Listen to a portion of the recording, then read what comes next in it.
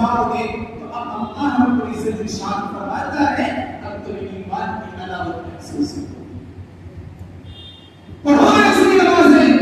ہم نے دیکھا ہے ایسے بندوں کو جو راتوں کو اٹھ جاتے ہیں, 2 بجے اٹھ جاتے ہیں, 1 بجے اٹھ جاتے ہیں اور پوری رات نماز میں گزار دیتے ہیں. آخر کیوں؟ کیا وجہ ہے؟ اس لیے کہ انہیں اس نماز میں مزہ آ رہا ہے. صحابہ رضی اللہ عنہم کی ایک مثال یہ کہتی ہے کہ کل قیامت کے دن جب اللہ رب العزت اس عرش کے میدان کے اندر معلوم کرے گا تو لوگ سوچ میں یہ معلوم کیا ہوگا, یہ جواب دوں گا یا اللہ آج مجھے اگر چاہیے تو 2 رکعت نماز پڑھنے کو مل جائے, بس مجھے چاہیے اور کچھ نہیں چاہیے. یہ ہے ایمان کی علامت, یہ ہے ایمان کی محبت. ایمان کی اہمیت اس کے دل میں بیٹھ جاتی ہے تو وہ بندہ ہر چیز قربان کرنے کو تیار ہو جاتا ہے.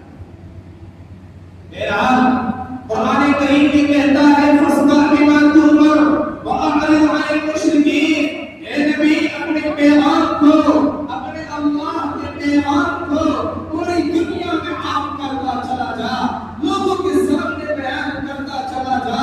ہاں آواز آئیں گے اور کیوں نہ آئے, اللہ کے نبی علیہ السلام میدان میں نکلتے ہیں, وعظ کرتے ہیں, تقریریں کرتے ہیں, اللہ اکبر, پتھر برسائے گئے, ظلم و ستم کے پہاڑ توڑے گئے, کہیں ٹھکانہ کہا گیا, کہیں جادوگر کہا گیا, کہیں کاہن کہا گیا. اللہ اکبر, حد تو یہاں ہو جاتی ہے کہ آپ چل رہے ہیں, سیٹیاں بجائے جا رہی ہیں, آپ چل رہے ہیں, تالیاں بجائے جا رہی ہیں, آپ چل رہے ہیں, گالیاں کسی جا رہی ہیں, آپ چل رہے ہیں, اللہ اکبر, آپ کے راستے میں کانٹے بچھائے جاتے ہیں. اللہ اکبر, ان تمام مظالم کے باوجود آپ کی زبان سے کوئی لفظ نہیں نکلتا.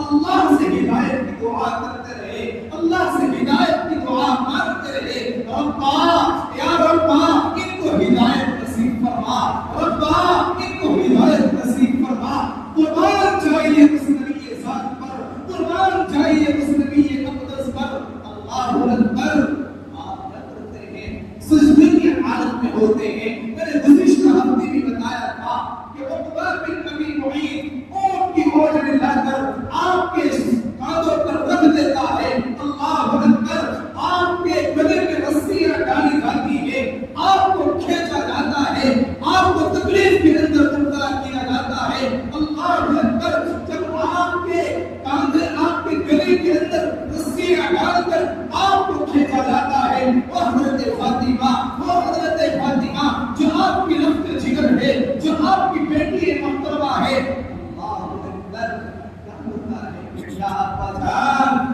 یا ابا جان, اس قدر تو روتی تڑپتی جس کے باپ کو اس قدر ستایا گیا, اس قدر ستایا گیا, اس قدر پریشانیاں کے اندر مبتلا کیا گیا. میرے بھائیوں, میں آپ کو بتاتا چلوں, یہ صرف آپ کی ذات کے ساتھ خاص نہیں, آپ کی ذات کے ساتھ خاص نہیں, بلکہ آپ کے ساتھیوں کو بھی مختلف طریقوں میں, مختلف الفاظ میں ستایا جاتا ہے.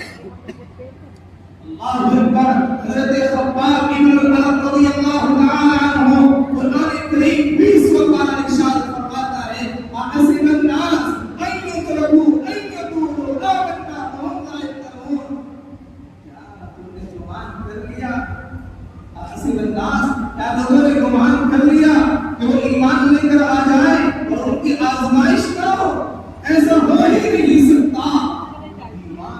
ایمان دل میں ہوگا تو آزمائش میں ڈالا جائے گا, امتحان میں ڈالا جائے گا. ہاں, امتحان کی اہمیت اس کو بتائی جائے گی. ہاں, ظلم و ستم کے پہاڑ اس کے اوپر توڑے جائیں گے. اللہ اکبر, حضرت خباب بن الارت رضی اللہ تعالی عنہ اس قدر ان کو مارتے, اس قدر ان کو تکلیفیں, کوڑے ان کے پیٹ پر برسائے جاتے تھے, اور جب زخمی ہو جایا کرتے تھے, اور صحرائے عرب کی تنور کی طرح کپڑے والی زمین اور وہاں کے ضربات, اللہ اکبر, وہاں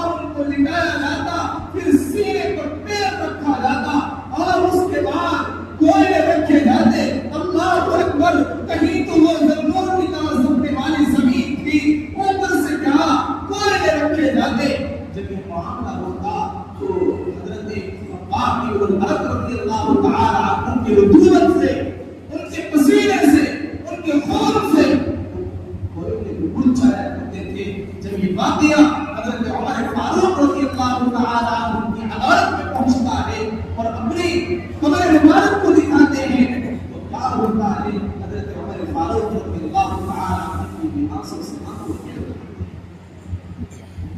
آپ کے آنسو آپ کے رخسار مبارک پر طرف ہو جاتے ہیں.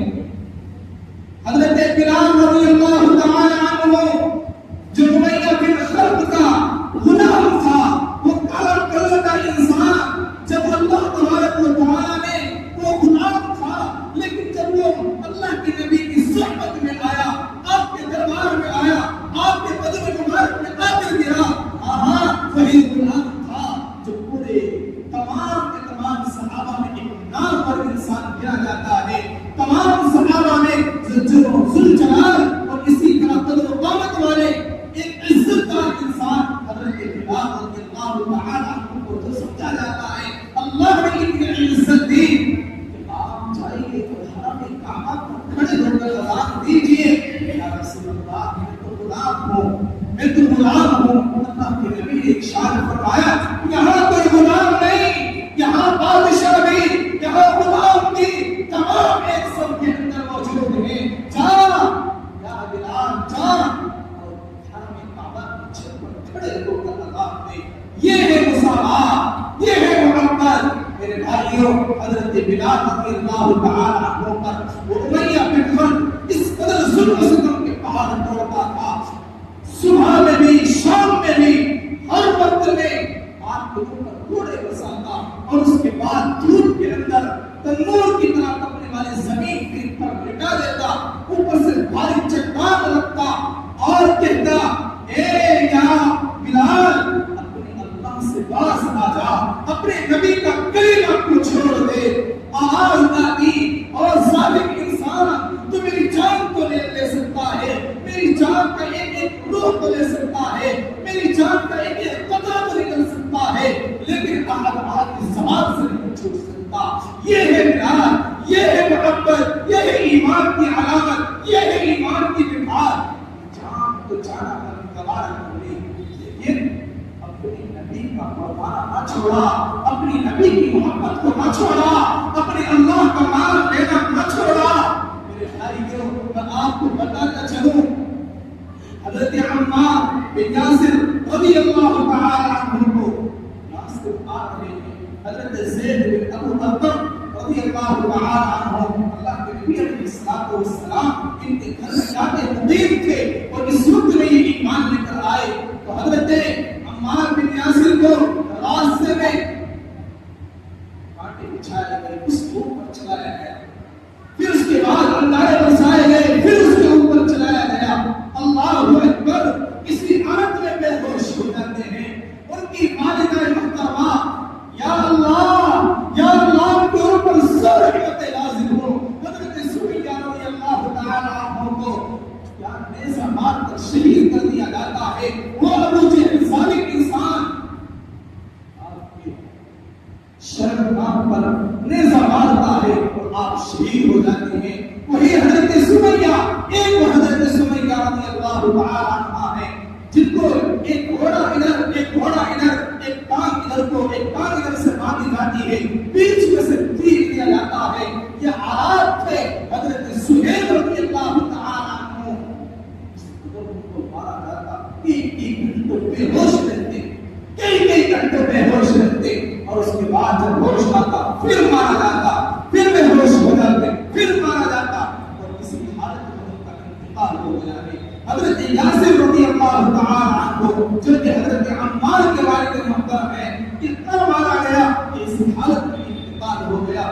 میرے بھائیوں اور اللہ کے نیک بندو، یہ میری صحابہ کی مقدس جماعت تھی، یہ میرے مقدس صحابہ کی جماعت تھی. لیکن آج میں اپنے بھائیوں سے، اپنے دوستوں سے، اپنے ساتھیوں سے عرض کروں گا، اور نبی سے محبت کا دعویٰ کرنے والوں اور نبی کی محبت کا دعویٰ کرنے والوں، آج میں نے اپنے نبی سے کتنی محبت کی ہے، آج میں نے اپنے نبی کا کتنا محبت کا دعویٰ کر کے کتنی ان کی قربانیاں، ان کے اوپر کتنی قربانیاں دی ہیں. میرے بھائیوں، ہم اپنی میرے بات کچھ جان سکتے ہیں. آج یہ نہیں ہو رہا ہے.